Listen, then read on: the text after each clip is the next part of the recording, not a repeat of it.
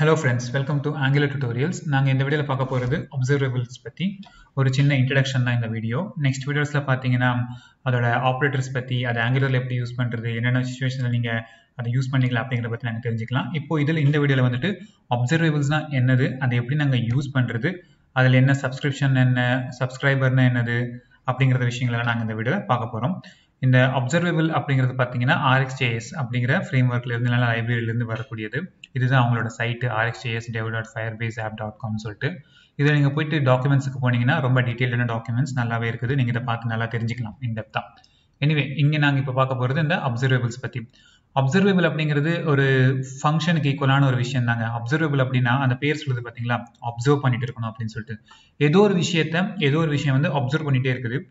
அந்த விஷயம் எப்பெல்லாம் சேஞ்ச் ஆகுதோ அப்போ இதை அதை ஆக்ட் பண்ண ஆரம்பிக்க போகுது அப்படிங்கிறது தான் அந்த அப்சர்வேபிள் இது. எனிவே நாங்கள் ஒரு சின்ன எக்ஸாம்பிள் ஆரம்பிச்சிடலாம். அப்போ எக்ஸ்பிளைன் பண்ணுறது கொஞ்சம் ஈஸியாக இருக்கும்னு நினைக்கிறேன். ஸோ இப்போ நான் அப்சர்வேபிளை இம்போர்ட் பண்ணிக்க போகிறேன். இது நான் சிம்பிளான ஒரு ஸ்டாக்விட்ஸ் அப்ளிகேஷன் ஓப்பன் பண்ணி வச்சிருக்கேன். இங்கே பார்த்தீங்கன்னா ஸ்டாக்விட்ஸில் அவங்க ஆல்ரெடி அப்சர்வேபிளை டிபெண்டன்சிஸில் இன்க்ளூட் பண்ணியிருக்காங்க. ஸோ நீங்கள் உங்களோட லோக்கலில் ஒர்க் பண்ணுறதுனா எதுனாலும் நீங்கள் RxJS-ஐ இன்க்ளூட் பண்ணிக்கணும். npm install rxjs நீங்க போட்டீங்கன்னா இன்ஸ்டால் ஆயிக்கும். இன்ஸ்டால் ஆன உடனே நீங்க இப்படி அதை இம்போர்ட் பண்ணி யூஸ் பண்ணிக்கலாம். எனிவே இப்போ from rxjs டைரக்டாவே உங்களுக்கு அப்சர்வேபிள் அப்படிங்கிறது கொடுக்குது. rxjs குள்ள ஆபரேட்டர்னு சொல்லிட்டு இருக்குது. அது நீங்க ஆபரேட்டர்ஸ் எடுத்துக்கலாம். அதை நெக்ஸ்ட் வீடியோல நாங்க இன்டெப்தா பார்க்கலாம். எனிவே இப்போ ஒரு அப்சர்வேபிள் அப்படிங்கிறது வந்துருச்சு. இப்போ நான் ஒரு ஃபர்ஸ்ட் அப்சர்வேபிளை கிரியேட் பண்ண போறேன். நீங்க ஒரு கன்ஸ்ட்ரக்டர் எழுதிக்கிட்டு கன்ஸ்ட்ரக்டருக்குள்ள ஒரு கான்ஸ்டன்ட் மட்டும் கிரியேட் பண்ணலாம், டெஸ்ட் அப்படின்னு சொல்லிட்டு. ஆங்குலர்ல அப்சர்வேபிள்ஸ் எழுதும் போதெல்லாம் நீங்க இந்த டாலர் அப்படிங்கிற சிம்பிள் போடுவீங்க. டாலர் அப்படிங்கிறது ஏன்னு கேட்டீங்கன்னா அது ஒரு அப்சர்வேபிள் அப்படிங்கிறது தெரியணும் அப்படிங்கிறதுக்காக. ஒரு கோடிங் கன்வென்ஷன் மட்டுமே, இது ஒரு மேண்டேட்டரி எதுவுமே இல்லை. சும்மா டாலர்னு போட்டு அதை பார்த்த உடனே உங்களுக்கு தெரியும் அப்படிங்கிறதுனால தான் அது அப்சர்வேபிள் அப்படின்னு சொல்லிட்டு. ஸோ இப்போ அந்த மாதிரி இருக்குது டெஸ்ட் அப்படின்னு சொல்லிட்டு. இது ஒரு நியூ அப்சர்வேபிள் நான் கிரியேட் பண்ண போறேன். இந்த நியூ அப்சர்வேபிளுக்கு நம்ம ஒரு சப்ஸ்கிரைபர் அப்படிங்கிற விஷயத்தை எடுத்துக்க போறோம். இப்போ இந்த சப்ஸ்கிரைபருக்குள்ள நம்ம எப்பப்போ அது சப்ஸ்கிரைப் ஆகணும் அப்படின்னு சொல்லிட்டு நாங்கள் இதில் டிசைட் பண்ணலாம். ஸோ இப்போ நான் இங்கே சப்ஸ்கிரைபர் டாட் நெக்ஸ்ட்னு சொல்லிட்டு 1 அப்படிங்கிறத பிரிண்ட் பண்ணுறேன், பாஸ் பண்ணுறேன். பேசிக்காக நெக்ஸ்ட் அப்படின்னு என்னங்கிறத நாங்கள் பார்க்கலாம். இப்போ இந்த சப்ஸ்கிரிப்ஷனுக்கு நான் சப்ஸ்கிரைப் பண்ண போகிறேன். ஸோ இப்போ என்னன்னா இது ஒரு ஃபங்க்ஷன் எழுதியிருக்கேன் நான். இந்த ஃபங்க்ஷனுக்கு நான் சப்ஸ்கிரைப் பண்ணால் மட்டுமே அந்த ஃபங்க்ஷன் கால் ஆகும், இல்லைன்னா அந்த ஃபங்க்ஷன் கால் ஆகாது. பேசிக்காக நான் என்ன சொல்றேன்னா இங்க ஒரு லாக் கூட போட்டுக்கலாம், console.log test அப்படின்னு சொல்லிட்டு. இந்த டெஸ்ட் அப்படிங்கிற லாக் கால் ஆகவே ஆகாது. நீங்க சப்ஸ்கிரிப்ஷனை இந்த அப்சர்வேபிளை நீங்க ஒரு ஃபங்க்ஷனை எடுத்துக்கலாம். இந்த ஃபங்க்ஷன் அப்படிங்கிறது கால் ஆகவே ஆகாது. எப்போ கால் ஆகும்னா நீங்க டாட் சப்ஸ்கிரைப்னு சொன்னா மட்டுமே அது கால் ஆகும். டெஸ்ட்ல இருந்து நீங்க சப்ஸ்கிரைப் அப்படிங்கிறத பண்ணணும். ஸோ இது பேசிக்கா ஒரு ஸ்கெலிட்டன் மாதிரி தான். என்ன சொல்றோம், இந்த டெஸ்ட் அப்படிங்கிறது எப்பெல்லாம் சப்ஸ்கிரைப் ஆகுதோ அப்போ இந்த விஷயத்த பண்ணுங்க அப்படின்னு சொல்லிட்டு சொல்றோம். இங்க சப்ஸ்கிரிப்ஷன் அப்படின்னா சப்ஸ்கிரைபர் அப்படின்னு எது, எப்பெல்லாம் நீங்க சப்ஸ்கிரைப் பண்றீங்களோ அதுதான் அந்த சப்ஸ்கிரைபர் அப்படிங்கிறது. இங்க சப்ஸ்கிரைப்னு சொல்லிட்டு இங்க நம்ம அதை எடுக்க போறோம் வேல்யூவா. நீங்க அது எக்ஸ் எப்படி வேணா எடுத்துக்கலாம், இங்க நேம் கொடுத்துக்கிறது தான். இங்க பாத்தீங்கன்னா இந்த ஃபங்க்ஷன் தான் இதுக்குள்ள இது நடக்கும். இந்த சப்ஸ்கிரைப் பண்ணோம்னா இப்போ நம்ம டெஸ்ட்டை சப்ஸ்கிரைப் பண்ணிட்டு இருக்கோம். சப்ஸ்கிரைப் பண்ண ஆரம்பிச்ச உடனே இங்க உள்ள இருக்கிறது கால் ஆக ஆரம்பிக்கும். உள்ள இருக்கிறது கால் ஆன உடனே எப்போ இந்த டாட் நெக்ஸ்ட் அப்படிங்கிறது கால் ஆகுதோ அப்போ இதுக்குள்ள இருக்கிற ஃபங்க்ஷன் கால் ஆக ஆரம்பிக்கும். ஸோ இப்போ நான் இங்க console.log இங்க வரக்கூடிய எக்ஸை பிரிண்ட் பண்றேன். இங்க இப்போ நீங்க ஓபன் பண்ணி பாத்துக்கலாம் லாக்ல. இங்க பாத்தீங்கன்னா ஃபர்ஸ்ட் டெஸ்ட் அப்படிங்கிறது பிரிண்ட் ஆயிருக்கு. அதுக்கப்புறம் இந்த console logல எக்ஸோட வேல்யூ நான் 1ன்னு கொடுத்துருந்தேன் இல்லைங்களா, அந்த 1 அப்படிங்கிறது பிரிண்ட் ஆகுது. ஸோ இப்போ இதுல ஹைலைட் என்னன்னா, இதே நீங்க ஒரு ஃபங்க்ஷனை வச்சு கூட நீங்க எழுதிக்கலாம். ஃபார் எக்ஸாம்பிள் டெஸ்ட் அப்படிங்கிற நான் ஒரு ஃபங்க்ஷன் வச்சிருக்கேன், ஆரோ ஃபங்க்ஷனை வச்சுக்கிறேன். இதுல பாத்தீங்கன்னா console.log இது நார்மல் டெஸ்ட் அப்படின்னு எழுதிக்கிறேன். இவங்க அந்த RxJS சைட்ல கூட இதே எக்ஸாம்பிள்ஸை கொடுத்துருக்காங்க, நீங்க பாத்துக்கலாம். console.log இப்போ பாத்தீங்கன்னா இந்த ஒரு டெஸ்ட் அப்படிங்கிற ஃபங்க்ஷன் இருக்கு, console log இருக்கு. இதுவும் ஒண்ணுதாங்க. அதே மாதிரி இந்த ஃபங்க்ஷன் ரிட்டர்ன் எழுத போகுது, ரிட்டர்ன் 1. இந்த ஃபங்க்ஷன் ரிட்டர்ன் 1 கொடுக்க போகுது.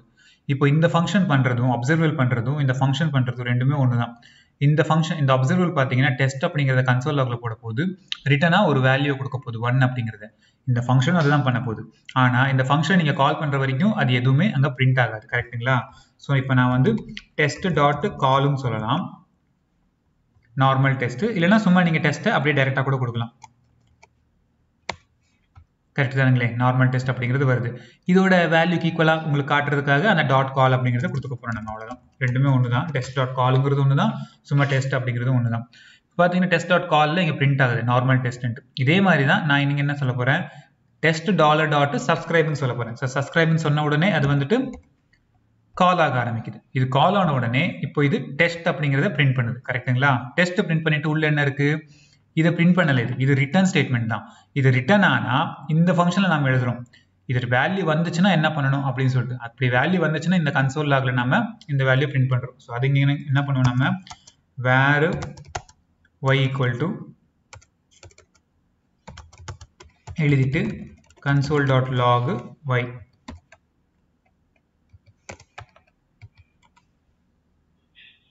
பார்த்தீங்கன்னா நார்மல் டெஸ்ட்னு வருது, அதுக்கப்புறம் அதோட அவுட்புட் 1 கூட வருது. கரெக்டுங்களா? ரெண்டுமே இங்கே கரெக்டாக தான் ஒர்க் ஆகுது. ஸோ அப்சர்வபிள் அப்படிங்கிறது பேசிக்காக ஒரு ஃபங்க்ஷன் தான், எந்த ஒரு டிஃப்ரென்ஸும் இல்லை. ஆனால் அப்சர்வபிள் எங்கே வந்து தனித்து நிற்கிதுன்னா, இந்த ஃபங்க்ஷன் வந்து நிறைய ரிட்டர்ன் ஸ்டேட்மெண்ட்டை கொடுக்க முடியும் அதால். இப்போ ஃபார் எக்ஸாம்பிள் இந்த நெக்ஸ்டே நான் 2-3 தடவை காப்பி பண்ணி போட்டு இதை 2, 3, 4ன்னு கொடுத்தேன்னா இந்த ஒரே ஃபங்க்ஷன் 4 தடவை எனக்கு அவுட்புட் கொடுக்குதுன்னு அர்த்தம். ஒரு தடவை தான் டெஸ்ட் அப்படிங்கிறது வருது, அதுக்கப்புறம் 1, 2, 3, 4 வருது. ஏன்னா ஒவ்வொரு தடவை நெக்ஸ்ட் கால் ஆகும்போதும் இங்கே சப்ஸ்கிரைப்குள்ள என்ன இருக்கோ அது வந்து கால் ஆகிட்டே இருக்கும் அப்படிங்கிறது அதில் ஹைலைட்டு. ஸோ ஒரு ஃபங்க்ஷன் நிறைய ரிட்டர்ன் ஸ்டேட்மெண்ட்டை கொடுக்க முடியுது, அதே நேரத்தில் நான் நிறைய தடவை இதை சப்ஸ்கிரைபும் பண்ணிக்க முடியும். இங்கே நான் கன்சோல் லாகில் இது வந்துட்டு ஃபர்ஸ்ட் அப்படின்னு சொல்லிட்டு கொடுக்குறேன், இங்கே பார்த்தீங்கன்னா செகண்ட்னு கொடுக்குறேன்.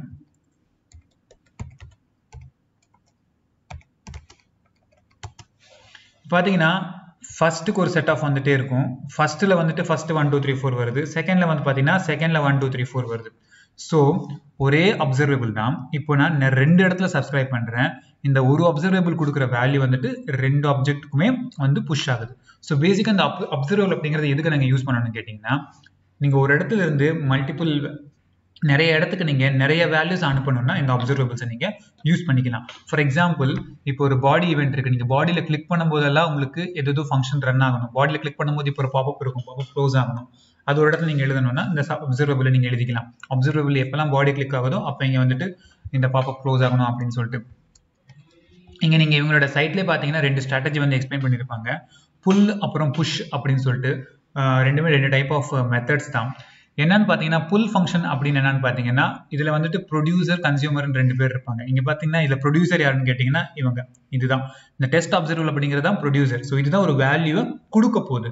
கன்சியூமர் யார் இதில், இதுதான் கன்சியூமர், இதுதான் கன்சியூம் பண்ண போகுது. ஸோ இந்த அப்ளிகேஷன் எடுத்தீங்கன்னா, அதாவது கீழே இருக்கிற இது எடுத்தீங்கன்னா இந்த டெஸ்ட் அப்படிங்கிற ஃபங்க்ஷன் தான் ப்ரொடியூசர், கன்சியூம் பண்ணுறது எது, இதுதான் கன்சியூம் பண்ணுது. புல் ஃபங்க்ஷனில் என்ன ஆகும்னா, புல்லுன்னா என்னது, இழுக்கிறது தான், எடுத்துக்கிறது தான்.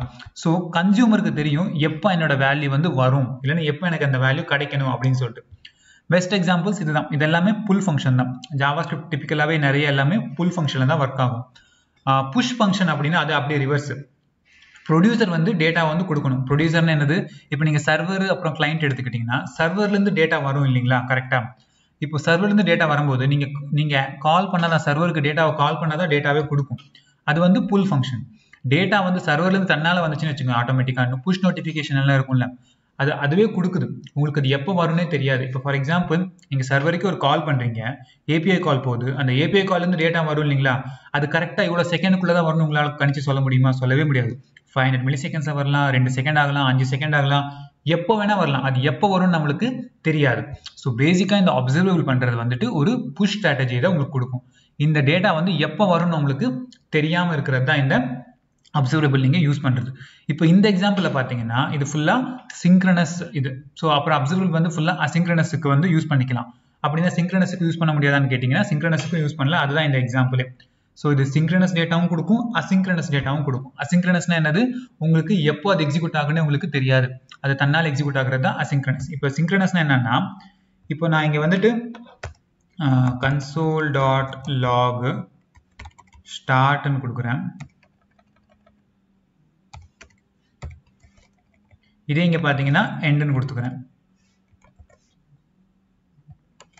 இது சிங்க்ரனஸ் கோடா இருந்துச்சுன்னா ஃபர்ஸ்ட் ஸ்டார்ட் பிரிண்ட் ஆகணும், அதுக்கப்புறம் இந்த கன்சோல் லாக்ஸ் எல்லாம் பிரிண்ட் ஆகணும், அதுக்கப்புறம் தான் எண்ட் பிரிண்ட் ஆகணும். இதே அசிங்க்ரனஸா இருந்துச்சுன்னா ஃபர்ஸ்ட் ஸ்டார்ட் பிரிண்ட் ஆயிட்டு எண்ட் பிரிண்ட் ஆயிடும், அதுக்கப்புறம் தான் இதெல்லாம் பிரிண்ட் ஆகணும். இங்க எப்படி பிரிண்ட் ஆகுதுன்னு பார்க்கலாம்.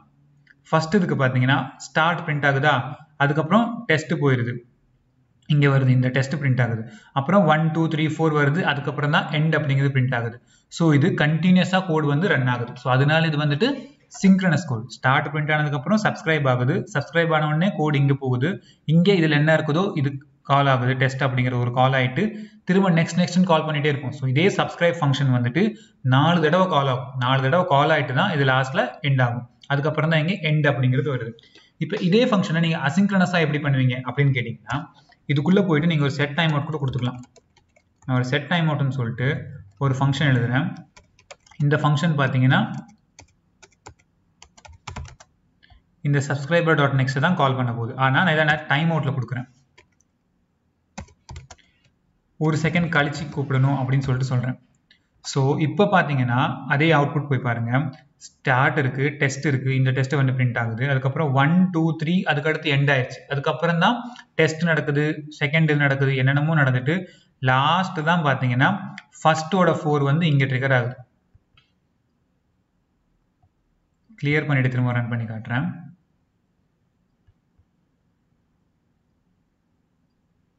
ரிஃப்ரெஷ் ஆகிட்டு இருக்கு. இங்கே பார்த்தீங்கன்னா இங்கே எங்கேயுமே ஃபர்ஸ்ட் 4 அப்படிங்கிறது ட்ரிகர் ஆகவே இல்லை, எண்டில் தான் இங்கே ஃபர்ஸ்ட் 4 அப்படிங்கிறது ட்ரிகர் ஆகுது. கரெக்டுங்களா? ஸோ உங்களுக்கு இந்த 1 2 3 அப்படிங்கிறது சிங்க்ரனஸாக ரன் ஆச்சு கோடு, 4 அப்படிங்கிறது அசிங்க்ரனஸாக ரன் ஆகுது. ஸோ நீங்கள் ஏபிஐலேருந்து டேட்டா எடுத்துகிட்டு வரதாகட்டும், ஒரு இவெண்ட் லிசனர்ஸ், ஒரு கிளிக் ஈவெண்ட், சேஞ்ச் ஈவெண்ட் எல்லாத்துக்கும் லிசன் பண்ணுறதாகட்டும், இல்லை நீங்கள் ப்ராமிசஸுக்கு கொடுக்குறதாகட்டும், இது எல்லாத்துக்கும் நீங்கள் இந்த அப்சர்வபிள்ஸை யூஸ் பண்ணிக்கலாம். இந்த அப்சர்வபிள் பார்த்தீங்கன்னா சப்ஸ்கிரைபர் அப்படிங்கிறத இது எடுத்துக்குது இல்லைங்களா, இதே மாதிரி இது 3 விஷயத்தை எடுத்துக்கும். அதை நீங்கள் ஒரு ஆப்ஜெக்டாக கொடுக்கலாம், இல்லை தனித்தனி பேராமீட்டர்ஸாக கூட நீங்கள் கொடுத்துக்கலாம். இப்போதைக்கு இங்கே நான் தனித்தனி பேராமீட்டர்ஸாக கொடுக்கலாம். ஸோ இப்போ ஃபர்ஸ்ட் எடுத்துக்கிறது சப்ஸ்கிரைபர் அப்படிங்கிற ஃபங்க்ஷனு, அடுத்து பார்த்தீங்கன்னா எரர் அப்படிங்கிறது, அடுத்து பார்த்தீங்கன்னா கம்ப்ளீட் ஆனால் என்ன நடக்கணும் அப்படின்னு சொல்லிட்டு.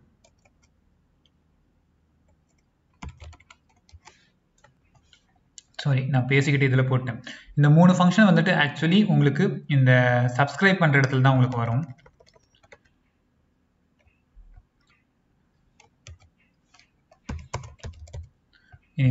ஸோ இங்கே சப்ஸ்கிரைப் பண்ணுறீங்களா, இங்கே நீங்கள் எக்ஸுக்கு பதிலாக சப்ஸ்கிரைபர் அப்படின்னு எடுத்துக்கலாம், இல்லை உங்களுக்கு வேணும்னா அப்சர்வர் அப்படின்னு கூட நீங்கள் பேர் வச்சுக்கலாம். இது என்ன வேணால் பேர் வச்சுக்கலாம், இதுக்கு இப்படி தான் வைக்கணும்னு அவசியம் இல்லை, ஏன்னா இது லோக்கல் வேரியபிள் தான் இந்த ஃபங்க்ஷனுக்கு. ஸோ நீங்கள் ஏரோ ஃபங்க்ஷனில் மல்டிபிள் எடுக்கணும்னா இந்த மாதிரி பேராந்தசிஸ்குள்ளே தான் கொடுக்கணும். அதுக்கடுத்து பார்த்தீங்கன்னா எரரு, அதுக்கடுத்து பார்த்தீங்கன்னா கம்ப்ளீட் ஆன என்ன நடக்கும் அப்படின்னு சொல்லிட்டு. இங்கே எக்ஸுக்கு பதிலாக நம்ம எடுக்க வேண்டியது அந்த டேட்டா, வரக்கூடிய டேட்டா தான், என்ன டேட்டா இருக்கோ அதை தான் எடுத்துக்கணும். ஸோ இங்கே எக்ஸ்னே நான் கொடுத்துக்கிறேன். ஸோ எக்ஸுங்கிறது அந்த டேட்டா தான், எடுத்தது பிரிண்ட் பண்ணிக்குது. இந்த குழப்பத்தெல்லாம் நான் எடுத்துக்கிறதுக்கு அவாய்ட் பண்ணுறதுக்கு இதெல்லாம் நான் அழிச்சிடுறேன், சிம்பிளான கோட் மட்டும் வச்சுக்கலாம். ஒரே ஒரு சப்ஸ்கிரைபர் மட்டும்தான் இருக்குது, ஸ்டார்ட் இருக்குது, டெஸ்ட் இருக்குது, எண்ட் ஆகுது, இங்கே லாஸ்ட்டில் ஃபர்ஸ்ட் 4 அப்படிங்கிறது பிரிண்ட் ஆகுது, எல்லாமே கரெக்டாக இருக்குது. எப்போவாச்சும் எரர் வந்துச்சுன்னா அப்போது இந்த எரர் வந்து கால் ஆகும், எரர் வந்து உங்களுக்கு வேல்யூ கிடைக்கும். அதே மாதிரி கோடு கம்ப்ளீட் ஆச்சுன்னா உங்களுக்கு கம்ப்ளீட் அப்படிங்கிறது கிடைக்கும். கம்ப்ளீட்னா என்னது, இப்போ 1 2 3 4 இருக்குது, இதில் நீங்கள் கம்ப்ளீட் அப்படிங்கிறத கால் பண்ண முடியும். இப்போ ஃபார் எக்ஸாம்பிள் நான் இந்த சப்ஸ்கிரைபரை கம்ப்ளீட் பண்ணிடலாம், இங்கே 4 வேல்யூ இது பிரிண்ட் பண்ணணும், பிரிண்ட் பண்ணுறதுக்கு முன்னாடியே நான் இங்கே கம்ப்ளீட்னு கொடுத்தேன்னு வச்சுக்கோங்களேன். இங்கே பார்த்தீங்கன்னா 1 2 மட்டும்தான் வருது, 3 4 அப்படிங்கிறது வரவே இல்லை, ஏன்னா நான் இந்த இடத்துல கம்ப்ளீட் பண்ணிடுறேன் இந்த சப்ஸ்கிரைபரை. ஸோ கம்ப்ளீட் பண்ணிட்டேன்னா அதுக்கு அடுத்து இருக்கிற நெக்ஸ்ட் வேல்யூஸ் எதுவுமே ரன் ஆகாது, கால் ஆகவே ஆகாது. ஸோ இங்கே 1 and 2 மட்டும்தான் வருது, 3 4 வரவே இல்லை, கம்ப்ளீட் ஆயிடுச்சு, இந்த கோடே கம்ப்ளீட் ஆயிடுச்சு. இப்போ இங்கே கம்ப்ளீட் ஆச்சுன்னா இந்த கம்ப்ளீட்டர் வேல்யூ நம்ம எடுத்துக்கணும் இல்லைங்களா, அதுக்காக இங்கே என்ன பண்ண போகிறோம், இது ஒரு ஃபங்க்ஷனை எடுத்திருக்கோம், இந்த ஆப்ஜெக்டை எடுத்திருக்கோம். ஓகே, இது 3மே தனித்தனி ஃபங்க்ஷன்ஸு, ஆனால் இது ஒரே ஃபங்க்ஷனில் கொடுத்துட்டேன், சாரி. ஸோ இப்போ தனித்தனி ஃபங்க்ஷன் நம்ம இதை எடுத்துக்கலாம். எக்ஸ் அப்படிங்கிறது ஒரு ஃபங்க்ஷன், ஃபஸ்ட்டு ஃபங்க்ஷன் வந்து டேட்டா கொடுக்கும், சக்ஸஸ் ஆச்சுன்னா என்னன்னு சொல்லிட்டு. செகண்ட் ஃபங்க்ஷன் வந்துட்டு எரரை கொடுக்கும். ஸோ இங்கே நான் எரரை இங்கே பிரிண்ட் பண்ணுறேன் இப்படி. தேர்டு ஃபங்க்ஷன் வந்து பார்த்தீங்கன்னா கம்ப்ளீட் ஆனால் என்ன நடக்கணும் அப்படிங்கிறத சொல்ல போகுது. ஸோ இப்போது இங்கே பார்த்தீங்கன்னா console.log error அப்படின்னு சொல்லிட்டு பிரிண்ட் பண்ணுறேன். அதே மாதிரி இங்கே console.log complete அப்படிங்கிறத பிரிண்ட் பண்ண போறேன். இங்க பாத்தீங்கன்னா complete அப்படிங்கிறது பிரிண்ட் ஆகுது. ஈவன் என்ன வேல்யூ வருது அப்படிங்கறத நீங்க இங்க பாத்துக்கலாம். complete ன்னு கொடுத்து இங்க நான் இந்த complete ஆச்சுன்னா இந்த இடத்துல completed by code அப்படின்னு கொடுக்குறேன். ஸோ இப்போ நான் இங்கே பாஸ் பண்ணுற வேல்யூ வந்து இங்கே பிரிண்ட் ஆகலை. அப்போ இந்த கம்ப்ளீட் ஃபங்க்ஷன் அப்படிங்கிறது எந்த வேல்யூஸுமே இங்கே பாஸ் பண்ணுறது இல்லை. நீங்கள் இதில் இருந்து தெரிஞ்சுக்கலாம். ஸோ இதுக்கு நம்ம பாஸ் பண்ண வேண்டிய அவசியமே இல்லை. எந்த ஒரு வேல்யூமே கம்ப்ளீட் ஃபங்க்ஷன் பார்த்தீங்கன்னாலே அது எம்டி தான், எம்டியாக தான் இருக்குது அந்த ஃபங்க்ஷன் எடுத்துக்கக்கூடியது. ஸோ அது கம்ப்ளீட் ஆச்சு நம்மளுக்கு இது தெரிவிக்கிறதுக்கு மட்டும்தான். கம்ப்ளீட் ஆச்சுன்னா நீங்கள் ஏதாச்சும் இங்கே ஆக்ஷன் பண்ணணும்னா நீங்கள் இதில் பண்ணிக்கலாம். சிம்பிளாக இங்கே வந்துட்டு கம்ப்ளீட்னு கொடுத்துக்கலாம். அவ்வளோதான். இந்த எக்ஸாம்பிள் இவ்வளோ பண்ணலாம். நம்ம எரர் வந்துச்சுன்னா அந்த எரர் டீட்டெயில்ஸ் வந்து நம்மளுக்கு பாஸ் ஆகும். என்ன எரர் அப்படிங்கிறத நம்ம இதில் எடுத்துக்கலாம். நம்ம இதில் வந்து ஆக்சஸ் பண்ணிக்க முடியும். ஸோ இங்கே நான் டாட் நெக்ஸ்ட்டுக்கு பதிலாக நான் டாட் எரர்னு கொடுக்கலாம். ஆக்சுவலி சப்ஸ்கிரைபருக்குள்ளேயே டாட் எரர்னு கொடுத்தேன்னா எரர் அக்கர்டு, ஏதோ ஒரு எரர். நான் இது மேனுவலாக இப்போ எரர் வந்து நான் இன்ஜெக்ட் பண்ணுறேன். ஸ்பெல்லிங் எல்லாம் ராங்காக இருக்குது, அது கணக்கில் எடுத்துக்காதீங்க. இங்கே வரக்கூடிய எரரை நீங்கள் திரும்ப நான் பிரிண்ட் பண்ணி காட்டுறேன். இங்கே பார்த்தீங்கன்னா நான் கொடுத்த எரர் வந்து இங்கே தெரிய ஆரம்பிக்குது. ஸோ எரர் அப்படிங்கிறத நீங்கள் பாஸ் பண்ணி இங்கே வந்து எடுத்துக்கலாம். ஸோ இதுதான் பேசிக்காக ஒரு அப்சர்வபிள் அப்படிங்கிறது. அப்சர்வபிளில் உங்களுக்கு சப்ஸ்கிரைபர் இருக்குது. சப்ஸ்கிரைபரில் பார்த்தீங்கன்னா நெக்ஸ்ட் கொடுத்துக்கலாம், எரர் கொடுத்துக்கலாம், கம்ப்ளீட் பண்ணிக்கலாம். நீங்கள் எவ்வளோ தடவை நெக்ஸ்ட் கால் பண்ணுறீங்களோ அவ்வளோ தடவை நெக்ஸ்ட் வந்துட்டு கால் ஆகிட்டே இருக்கும். அது அவுட்புட்டை வந்து கொடுத்துக்கிட்டே இருக்கும். எரர் வந்துச்சுன்னா இங்கே எரருக்கு போயிடும். அதே மாதிரி கம்ப்ளீட் மெத்தட் நீங்கள் கொடுத்துக்கலாம். இப்போ நான் அதை தூக்கிடுறேன். இதை பார்த்தீங்கன்னா எரர் வருது. எரர் வந்ததுக்கப்புறமும் கோடு வந்துட்டு கண்டினியூ ஆகலை. எரர்னு கொடுத்ததுக்கப்புறமும் கோடு வந்துட்டு நெக்ஸ்ட் வேல்யூக்கு வந்து போகலை. ஸோ இதுதான் பேசிக்காக ஒரு அப்சர்வபிளுக்கு இருக்கக்கூடிய விஷயங்கள். அப்புறம் அதை நீங்கள் அப்சர்வபிள் ரன் பண்ணணும்னா நீங்கள் சப்ஸ்கிரைப் பண்ணியே ஆகணும். சப்ஸ்கிரைப் பண்ணும்போது 3 விஷயங்கள் இருக்குது. நீங்கள் என்னென்ன எடுத்துக்கலாம். அந்த ஃபர்ஸ்ட் சக்ஸஸ் ஆச்சுன்னா என்ன டேட்டா வருது அது, இல்லைன்னா எரர் வந்துச்சுன்னா எரரை நீங்கள் இதில் ரிசீவ் பண்ணிக்கலாம், கம்ப்ளீட் ஆச்சுன்னா கம்ப்ளீட்டை ரிசீவ் பண்ணிக்கலாம். இது பேசிக் எக்ஸாம்பிள் தான். இதை ஆக்சுவலாக நீங்கள் எப்படி யூஸ் பண்ணலாம்னா இங்கேயே நீங்கள் பார்த்தீங்கன்னா அவங்க நிறைய எக்ஸாம்பிள்ஸ் கொடுத்துருக்காங்க. நான் நெக்ஸ்ட் வீடியோவில் இன்னும் டெப்த்தாக பார்க்கலாம். இந்த சைட்டில் நிறைய நல்ல எக்ஸாம்பிள்ஸ் இருக்குது. நான் உங்களுக்கு சிம்பிளாக கொஞ்சம் இன்ட்ரெஸ்டிங்காக இருக்கிறத காட்டுறேன்.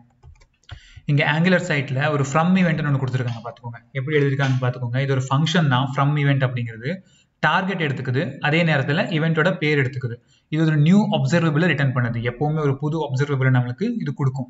இது நம்ம பார்த்துருக்கோம். இந்த அப்சர்வபிள் கிரியேட் நாங்கள் எப்படி பண்ணுறதுன்னு சொல்லிட்டு அப்சர்வபிளை கிரியேட் பண்ணிக்கிட்டு அப்சர்வபிள்லேருந்து இந்த அப்சர்வரை நெக்ஸ்ட் அது கால் பண்ண போகுது. எப்போ கால் பண்ணுன்னு பார்த்தீங்கன்னா இந்த டார்கெட்டுக்கு அது இவெண்ட் லிஸ்னர் ஆட் பண்ண போகுது. இப்போ ஃபார் எக்ஸாம்பிள் ஒரு கிளிக் இவெண்ட் லிஸ்னர்னா இந்த டார்கெட்ல எப்பெல்லாம் கிளிக் இவெண்ட் ப்ரெஸ் ஆகுதோ அப்பெல்லாம் இந்த இவெண்ட் ஹேண்ட்லர் வந்துட்டு கால் ஆக ஆரம்பிக்கும். நீங்க சிம்பிளா இதை எழுதக்கூடிய கோடு தான். இப்போ நான் இதே காப்பி பண்ணி போட்டுக்கிறேன், உங்களுக்கு காட்டுறேன் பாருங்க எப்படி ஒர்க் ஆகும்னு சொல்லிட்டு. இப்போ இதெல்லாம் தூக்கிட்டு நான் கோடு எல்லாமே போட்டால் கசகசா இருக்கும்ட்டு தூக்கிடுறேன். இங்கே வெளியே ஃப்ரம் ஈவெண்ட்டை நான் இங்கே டிக்ளேர் பண்ணிக்கிறேன். ஃப்ரம் ஈவெண்ட் அப்படிங்கிறது இருக்குது. இது ரிட்டர்ன் பண்ண போகுது. இவ்வளோ விஷயம் பண்ணுது. இப்போ நான் இந்த கன்ஸ்ட்ரக்டருக்குள்ள திஸ் டாட் ஃப்ரம் ஈவெண்ட் இதில் என்ன கொடுக்கணும், ஃபர்ஸ்ட் எந்த டார்கெட் அப்படின்னு சொல்லிட்டு கொடுக்கணும். ஸோ இப்போ நான் வந்துட்டு டாக்குமெண்ட் டாட் பாடியே கொடுத்துறேன். நீங்கள் எது வேணால் கொடுத்துக்கலாம்.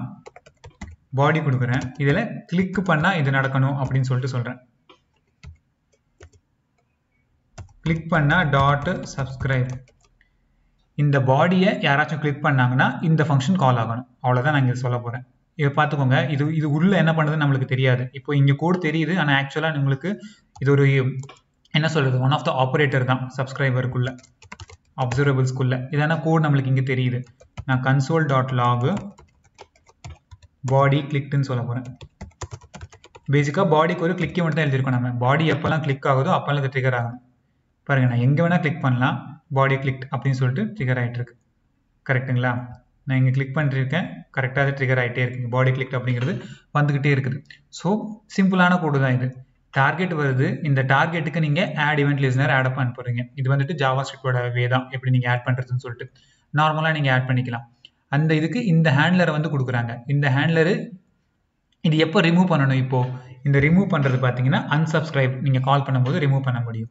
இதுவும் ஒரு விஷயம். இப்போ சப்ஸ்கிரைபரு இல்லை நீங்கள் அப்சர்வபிள் அப்படின்னு பண்ணும்போதெல்லாம் மெமரி வந்து லீக் ஆகிட்டு இருக்கும். மெமரி லீக் ஆகுறதுன்னா அது நீங்கள் யூஸ் பண்ணுற வரைக்கும் பிரச்சனை இல்லை. இப்போ நீங்கள் காம்பனெண்ட்டை தூக்கிட்டீங்கன்னு வச்சுக்கோங்களேன், இருந்தாலும் பாடி கிளிக் வந்து ட்ரிகர் ஆகிட்டே இருக்கும். இந்த console log அப்படிங்கிறது ஒர்க் ஆகிட்டே இருக்கணும். அப்போ அதை நீங்கள் எடுத்துடணும். இந்த காம்பனண்ட்டே யூஸ்ல இல்லைன்னா உங்களுக்கு தேவையில்லைன்னா நீங்கள் அதை எப்படி எடுக்கிறது? அப்போ நீங்கள் unsubscribe பண்ணணும். unsubscribe பண்ணுறதுக்கு நீங்களா observable எழுதிருந்தீங்கன்னா நீங்கள் தான் சொல்லணும் எப்படி unsubscribe ஆகணும் அப்படின்னு சொல்லிட்டு. அதுதான் இங்கே கொடுத்துருக்காங்க. ரிட்டர்ன் ஸ்டேட்மெண்ட்டில் டார்கெட்லேருந்து அவங்க ரிமூவ் பண்ணுறாங்க. அந்த ஈவெண்ட் ஹேண்ட்லரை வந்துட்டு கரெக்டாக ரிமூவ் பண்ணிடுறாங்க. இங்கே ஆட் பண்ணுறாங்க, நீங்கள் எப்போல்லாம் unsubscribe பண்ணுறீங்களோ அப்போல்லாம் ரிமூவ் பண்ணிடுறாங்க பேசிக்காக. ஸோ இப்போ நான் இங்கே போயிட்டு ரிமூவ்னு ஒரு மெத்தட் கொடுத்துக்கிறேன். இது வந்துட்டு பேசிக்காக இந்த இதை unsubscribe பண்ணணும். ஸோ அதனால இங்கே நான் வந்துட்டு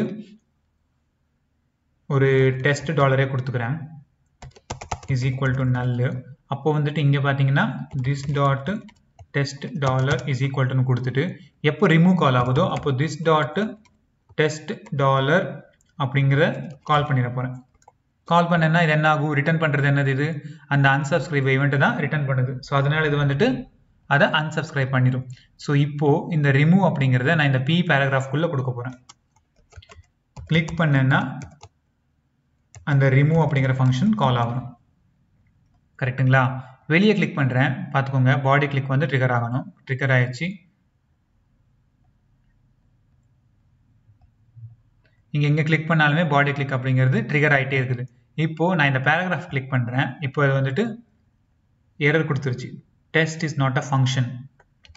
கரெக்டு தான். இங்கே நீங்கள் டைரெக்டாக கால் பண்ண முடியாது. சாரி, unsubscribe அப்படிங்கிறத நான் மறந்துட்டீங்க.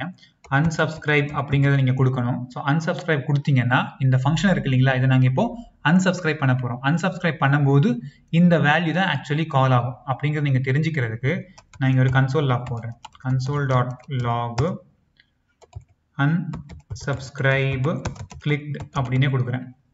ஸோ இப்போ நான் எங்கெல்லாம் பாடியில் கிளிக் பண்ணுறேனோ பார்த்தீங்கன்னா கிளிக் ஈவெண்ட் வந்துட்டே இருக்கா. இப்போ இந்த பேராகிராஃப் மேலே கிளிக் பண்ண உடனே ரிமூவ் அப்படிங்கிறது ட்ரிகர் ஆகும். அப்போ இங்கே unsubscribe பண்ண போகிறோம். unsubscribe கிளிக் ஆயிடுச்சு. இப்போ நீங்கள் திரும்ப பாடியில் கிளிக் பண்ணீங்க, உங்களுக்கு ஈவெண்ட்டே ட்ரிகர் ஆகாது.